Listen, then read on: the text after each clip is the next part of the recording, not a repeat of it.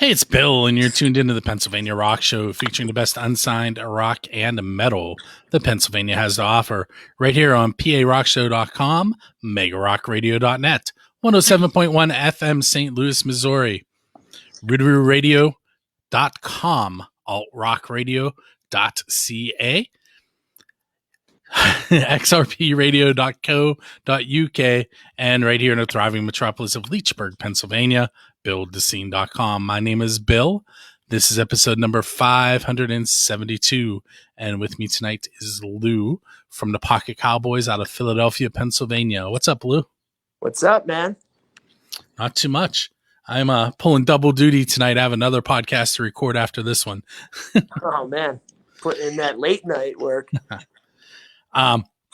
So I'm going to start off with those questions that I told you about off the air, the ones that are kind of normal, and then we'll work our way into the oddball ones. So where did the name Pocket Cowboys come from? So it's actually a poker reference. So I don't know if you've ever played Texas Hold'em. Yep. So you have two jacks. It's two kings, actually. Two kings, okay. Cowboys are kings. So when you have two kings, like your whole cards are both kings, it says, that's when you have something in the pocket. So if you have two jacks, two kings, two aces, you pocket aces. So instead of saying, okay, pocket kings, the another name for kings in the game, like a slang, is cowboys. So that's where Pocket Cowboys came from. Plus, it's kind of like a homage to the band, and just kind of, I'm a huge poker player, and I like the idea of kind of going all in and being really serious about the music. Plus, we're a wild bunch, so we like to go all in. So I mean, that's kind of where it came from. I wasn't expecting a poker reference. My dad, my family used to play a lot of poker, like we do get-togethers, and I'm gonna tell you a funny story. My mom once beat me, and she could never remember what anything was, so she had a cheat sheet, and she lays her cards down. She goes, "I have a thingy." A thingy. It was a full house. She had a boat. Yeah, a thingy. So I actually use that story when I'm teaching science. I use it to tell the kids why they're not allowed to use the words like thing and thingy and stuff. Like those aren't proper terms. Yeah, exactly. So, for a full house now. Yeah. So you mentioned that you guys are fairly new. How did the band form? Yeah. Well, excuse me, I was just throwing in my AirPods. So basically, the band started about 9 months ago. So I had been jamming around with some friends. I just kind of figured I was kind of laid off for a while. I did the band thing for a while. I was actually in another signed band a while ago, and I just kind of had this layoff, and I just really wanted to get out there and do the kind of rock and roll that, like, I think that the scene was really missing, and bring all the stuff that I really like about rock and roll and bring it to the table. So I started jamming with a friend, my friend Kyle, who's the bass player. We just started putting together some songs, and before you know it, we got Matt, and it just felt right with the three of us. So it was very fast, very fast. I mean, we got together, and we're just pumping out songs week by week. So I mean, we didn't even have a practice space. I mean, we were working at this rehearsal studio, and it was just coming together really quick. And we were like, well, you know what? Like, this is pretty awesome. Let's go to the studio. Like, let's just go in the studio and record the very first song we have. Like, let's just go in there, throw it to the wall. So, I mean, that's what we did after, like, being a band for literally 2 months. I mean, we just tightened up and went right to the studio, and the reception was awesome. So we're like, yeah, we need to keep doing this. So then, the next song was Cop Man after that, and 9 months later, here we are. So It seems like I didn't expect bands to form during the pandemic, but I think Yeah, I've heard of a lot of them, and a lot of them the same thing, because there was a little more time. You know, there was time to gel and time to get things put out. absolutely. Like that was a huge part of it. I mean, I was sitting home, I was just writing and writing and writing and writing, and I'm like, you know what? Like I'm going to use this time to get this band together. I'm going to use the time because when you form a band, there's always a lot of people you could call. You know what I mean? You can call this guy, you can call this guy, guys that have been around the scene, but getting the right people who wanted to play this type of music, who wouldn't stray too far from the MO, um, was really important to me. So yeah, it's just the pandemic, as messed up as it sounds, was great to us. But I mean, we formed, we recorded, we used that downtime to really form the skeleton of the band. Now things are getting lifted, so we're pretty And stoked. and speaking of that, um, are there any venues that you're looking forward to going out and playing in, since now that the governor has started lifting those regulations? Yeah. Well, what's Any weird for us is, um, I mean, we have this kind of like buzz going on the street, and it's like we've never played a show. So it's like, we're actually signed now, and we've never even played a show. So it's kind of weird, I mean, we have so much we want to do, and these show offers and stuff. I mean, I would like to just play my local venue like Johnny Brenda's or something. Play upstairs at Johnny Brenda's, and then just kind of grow from there. Or Kung Fu Necktie. I'm happy. I like the small rooms best because it just allows you to connect to the kids and the people out there watching. That's what I enjoy. But the signing was only about a week ago, right? yeah, the signing was a week ago, so we had just got signed. We signed to a label out of the UK called Revolver Records. They really have like a really storied history. So they were actually the label that broke the Stone Roses, who are a legendary, new wave rock band from the late '80s, early '90s, were like a huge influence on like Oasis, and they're just legendary. And they also put out the first records from like Jane's Addiction and lots of other bands too. So it's like they put out Tonic in the '90s. So like this label was like really doing stuff like in the late '70s, '80s, and most of the '90s. But they've kind of cooled off for a while. So I think that like they're looking for someone to really kind of reignite the label and bring that label back to the forefront, because they enjoy guitar music. We're a guitar band. It was a perfect matchup. So they were almost at the major level, and then they kind of cooled off, and now they're trying to work their way back up. There's like a almost They like a were they so I pretty was just gonna much, say they're like I like an think, an indie yeah, label on steroids. pretty much. Like when I get a chance to go over to the UK, I want to talk to Paul and stuff and figure out like what I don't know the backstory.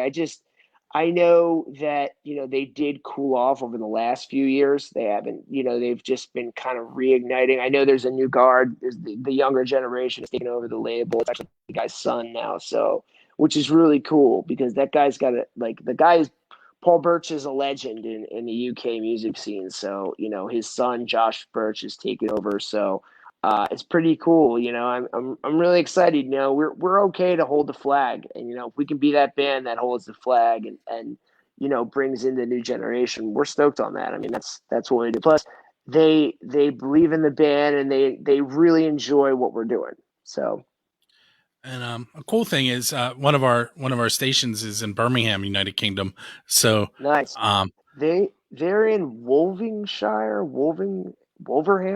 What is that? Wolverhampton, something like that. It's somewhere in central England. So so those of you that are listening on XRP, we're invading you again. Again? Yeah, kind of again. I mean, you know what I mean.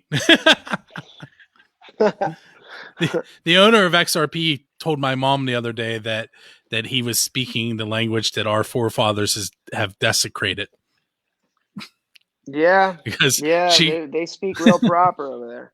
They do. But they also eat cheese and beans together, which seems kind of weird to me. And tea all the time. Yeah. Those guys are Yes. all about their tea, man. They love tea. So let's go off on to some of my oddball questions now. So let's say you head over to that tour in the UK, and I tag along. What are we going to listen to in between shows when we're traveling from show to show? What's the soundtrack going to be? Wow. Well, obviously, since you're riding with us, you don't get a choice in what we listen to. You got to listen to whatever we listen to.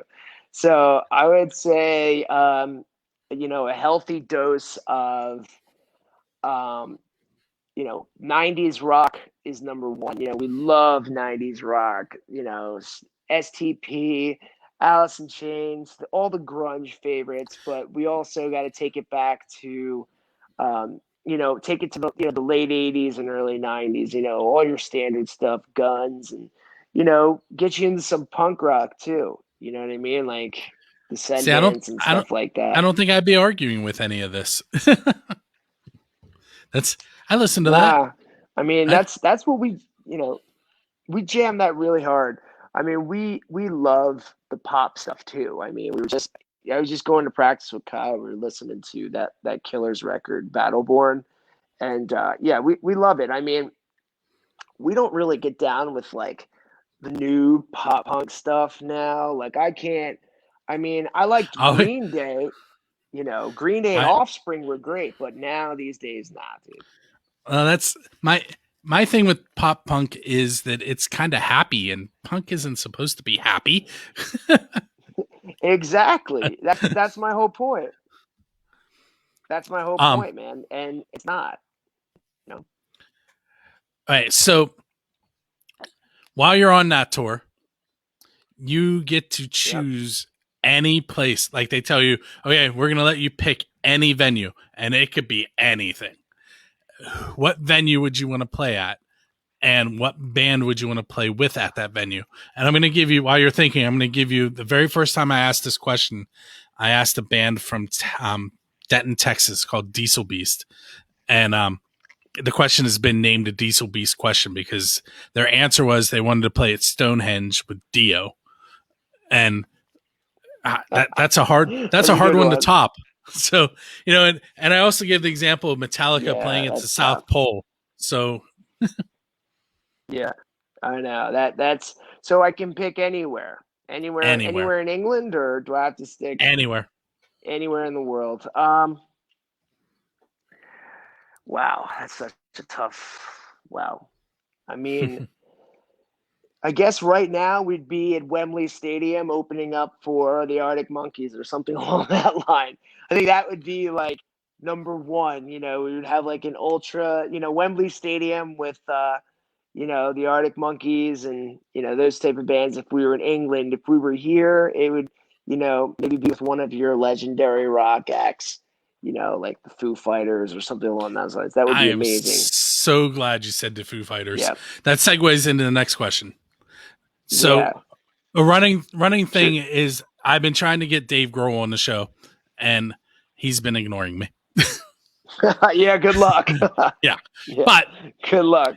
So what I've been doing is I created, some of the questions have names, like the Diesel Beast question. This one is Dave Grohl question, or the Foo Fighters question. Yeah. Who is your Dave Grohl? And what I mean by that is, who would you want to go up on stage with and play one of their songs? Wow. Who I'd want to go up there and play with? Oh gosh. Man, that's so tough. Oh man. If I would love to get up there with I listen to so much underground stuff right now, so it's kind of hard to say, but if I could get up there with Black Sabbath That would be like a dream come true if I could just get out and rock out with Black Sabbath. That would be amazing. Um, it's tough questions, man. They really are. I mean, if the Sex Pistols were around, I'd say let's jam with the Sex Pistols or something. That would be cool. All right, so you're doing a really good job of leading me into questions. Let's say that you find a DeLorean, and you can travel back in time for a year and hang out with any band in the history of music. Who would you want to hang out with and learn from? Oh man, that's so tough. I would say, without being too obscure, we're talking about bands you guys might not know. Guns N' Roses, 1987, 1970, Black Sabbath, 67 Hendrix. That would be a great one to hang out with. I don't think I'd really need to hang out with anyone after that. The early 90s, Alice in Chains, maybe. I mean, it's tough. That's a tough one. Or Metallica in 1986 would be awesome too. I'm really starting to feel like you and I could hang out by your musical choices. Yeah, man, of course. If you're ever down in Delaware, let me know.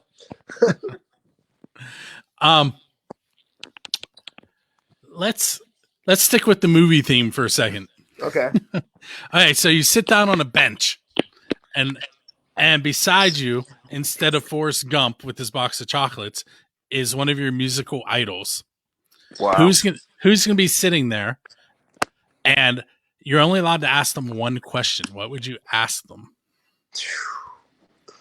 I was a huge metalhead when I was younger. Huge. You wouldn't know now. I mean, we're not really metal, but we're more rock. But I feel like Dimebag Darrell was like such a huge, huge influence on me at a young age. Like to really get the speed, you know what I mean? To get like, I just loved him so much. So I'd have to say definitely Dime. Definitely. If he was sitting next to me, I would be really stoked on that. And what's the one question you would ask him? Oh man. That's where it gets hard. I would ask him, I don't know, man. I feel like I know the answer of everything he'd try if I was going to ask. I'd be like, what's your favorite beer? I know that it's like Schlitz or something like that. I know all the answers. What's his favorite drink is the Black Tooth Grin, which is the Jaeger with the splash of Coke in there. I know that. I don't know, man. I would just ask him how to be a better player. If I was talking to somebody like him, I would ask, how to be the best player I can be, I guess. If it was like somebody like Paul McCartney or somebody, I would ask him how to write the best song I can write, Let's kind of go back in history even further. Okay. Robert Johnson, the blues guitarist, right, has the legend that he met the devil at the crossroads, and then all of a sudden he could play the guitar. Right.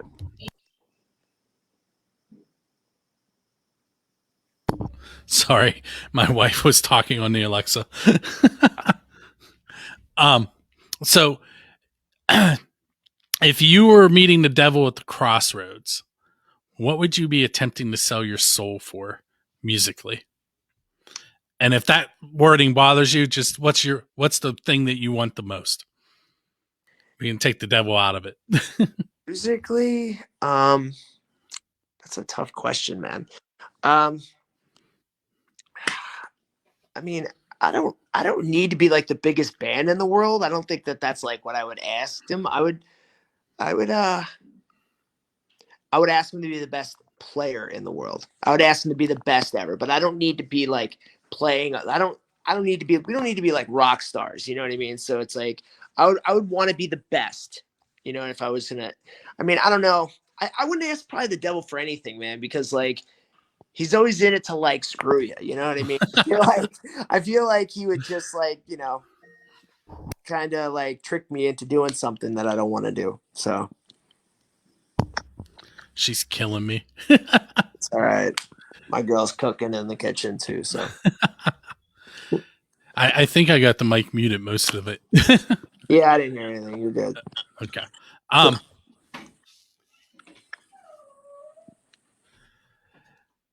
This is why I usually do these later in the night. Yeah, less interruption. No, it's all good. But let's we're gonna feature your song "Cop Man" tonight. This is your MTV moment. Do storytellers with this song for me. Tell me something about it. Well, I don't like to get into the subject matter of my music because I feel like it's up to the listener's interpretation to take what they want from the music. But this song is actually a little different. I don't mind talking about the meaning of this song because it's kind of important subject matter. It's about the opioid epidemic in Philadelphia. I mean, is what the song is about. You know, it's I lived very close to that. I've had people involved in my life that were direct that were directly affected, including people I know, and it affects you too. You know, it affects. It'd be hard pressed to find somebody that it wasn't that the epidemic around the Philadelphia area and regionally who that hasn't affected in some way, and that's what the song is about. It's a song from the it's from the eyes of the addict. It's not, it's kind of putting you into the mental state of that person. And you know, we're kind of that kind of band. I think we come with some like tough subjects sometimes. I think that's big, but I just feel like it's an important thing that had to be said, So I mean, that's kind of where the song goes. I mean, it's funny because people thought it was about cops. People were like, reposting the song on Instagram with like cops and stuff like that. I'm like, this has nothing to do with cops. A cop man is a drug dealer. I didn't know that. Yeah, a lot of people don't know that. So, yeah, so it'll make a lot more sense when you listen to it. Cool. Okay, so we're gonna listen to "Cop Man" by. Sorry, we'll listen to "Cop Man" by Pocket King. I was gonna say Pocket Kings, Pocket Cowboys. Yeah. We're also gonna listen to a brand new track from Greywalker, which is metal, so you'll probably dig it. It is called Hour 13. It's off their soon to be released album Laycast Show. And after that, we'll be right back with some more questions for Lou. All right, so this is where we pretend that we played the music. Okay, got it. And anyone who's listening to this should know that means that they need to tune in on Friday or one of the other dates that are on these streaming radio stations, and they can hear it then. Or just go to buildascene.com, go to podcast, click on Pennsylvania Rock Show, and it'll be there starting 6 a.m. on Friday. Nice. All right, so we're going to bring it back in. Cool.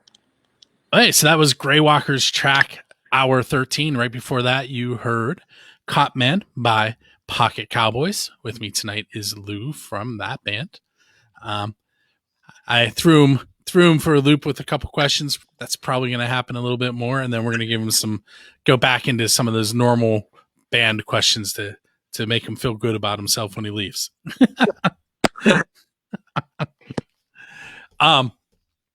So let's say, and this isn't a far reach with what's going on now. Let's say that there is an apocalyptic event and only a handful of people survive, and one song from every band survives.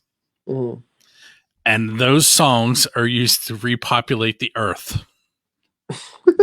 There you go. Which one of your songs do you think could be used to help repopulate the earth? Wow. Well, I mean, considering we're a band with only 2 songs out there, we're not really like in that love making territory yet. So it's kind of like, we'll get there though. We'll get there. I promise you, we will get there. I don't think we have any songs that we've debuted that could do that. I guess Ain't Living For You, maybe. I guess that would do it.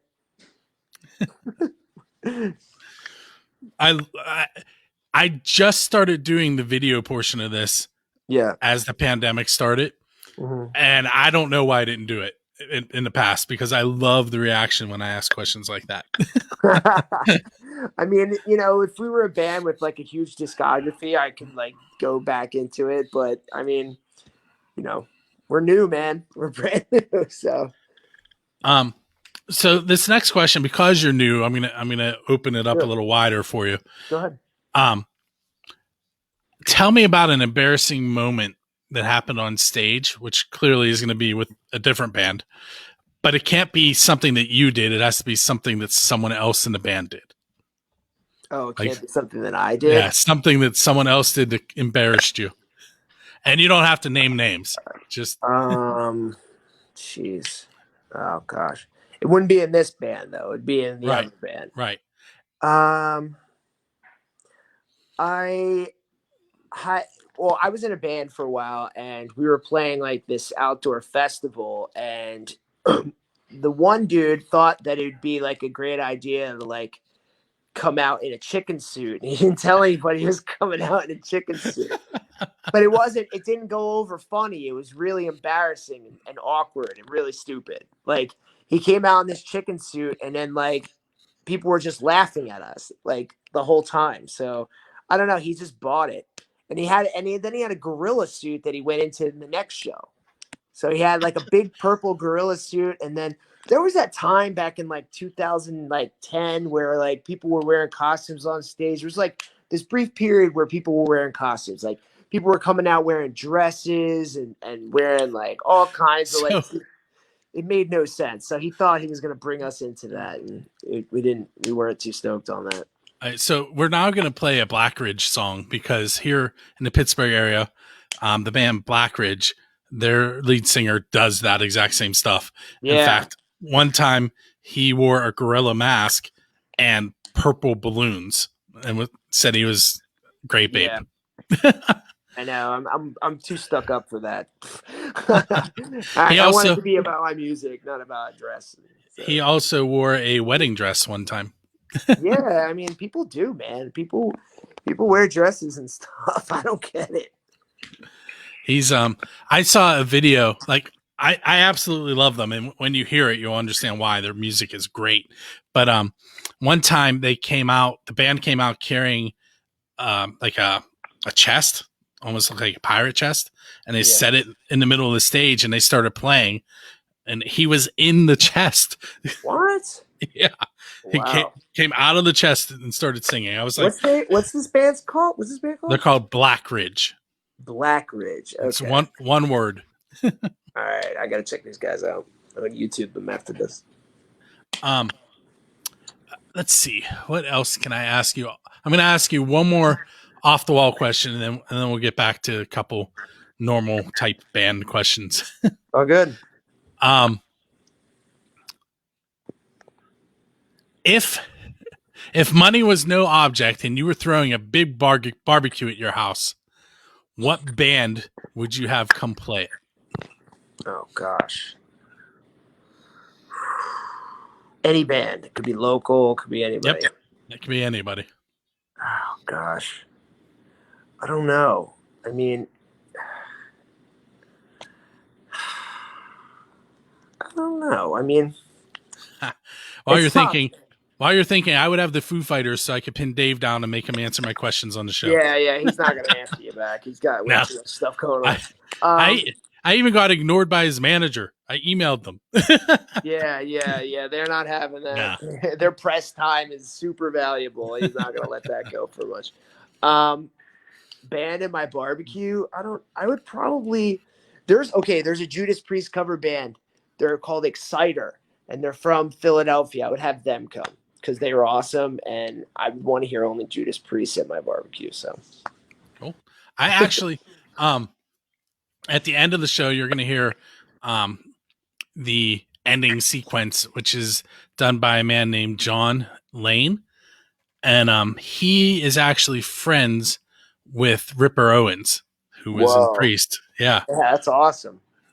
So there's a link for you. Nice. Pretty awesome. He actually worked for him at his bar that Ripper owned 2 bars. He worked at the first one, like as a hype man. Oh, he was really? I thought he was a golfer before he got in Priest. I don't know. He owned the bars after. Oh, after, yeah. Yeah. Got out from back. Maybe hopefully he made some money and did something with it. He's in KK. Wasn't he in Ice Earth? He was. Yeah. He's now in KK's Priest. Oh, yeah. Yeah, they split off. I forgot about that. Yeah, recently. Yeah. Yeah, I gotta check that out. All right, so where can the listeners, you mentioned you have 2 songs out right now. Where can the listeners listen to or get a hold of those? The best place to go is our Spotify. Everything that we have is up on the Spotify. Our video has been out for about 2 months now. It's on YouTube. If you just YouTube Pocket Cowboys, and we should come up. Or, if you want to interview, Pocket Cowboys, Cop Man, that works too. And we're going to embed it on the show notes too. So if you're listening, Awesome. you find it on Build a Scene as well after this. Thank you, Bill. Our Instagram is our website for right now. So just head over to our Instagram for any stuff. That's why you asked that question. I was like, no, I hate Instagram. Nah, we're really vain people. So we like. Well, what I use Instagram for is when I'm out at a local show, I'll take a picture of all the bands, just one picture, and I'll post it and say, here's Doppler Effect at, I don't know, JB's Roadhouse. Yeah. So that's what I do with my Instagram. So you'll see a bunch of band pictures on it and where I was when I took the picture. Well, to be honest with you, I have a hard time keeping up with it too. Like my wife tells me, like, you got to post content. And I'm like, not posting enough content. I try to post at least like a couple times a week or like, to keep people engaged, but it's tough, when you're only a band with 2 songs. We're actually in, I don't know if I mentioned this, but we're in the studio this week. We're finishing the rest of our EP. So be on the lookout for that. Do you have a tentative release date for that? Well, the label is thinking late summer, early fall. So that'll probably, it's going to, there'll be some lead ups till then. So probably looking like a late summer release. And lastly, what's coming up for you guys? And what's in your future? Well, good stuff. Hopefully, we have 2 shows coming up. We have one here we have 2 in Delaware, because Delaware is just starting to has basically been ahead of the pack with lifting restrictions. So we got offered 2 shows here. Our first show is actually at Oddity Bar in Delaware on Saturday in Wilmington, Delaware, and our next show is at the Jackson Inn in Wilmington on 7/31. And there's some really cool bands going to be there. It should be good.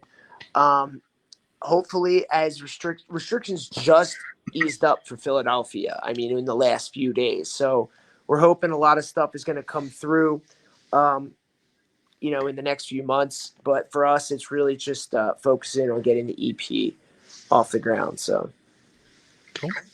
Well, Lou, I want to thank you for hanging out with me for a little bit tonight. Thanks for having me, man. And go ahead and give your Instagram address so they know where to check you guys out at. Okay, it's Instagram.com/Pocket Cowboys Band. That's it. Okay. So you've been listening to the Pennsylvania Rock Show, episode number 572. We play some more of the best unsigned rock and metal that Pennsylvania has to offer for you.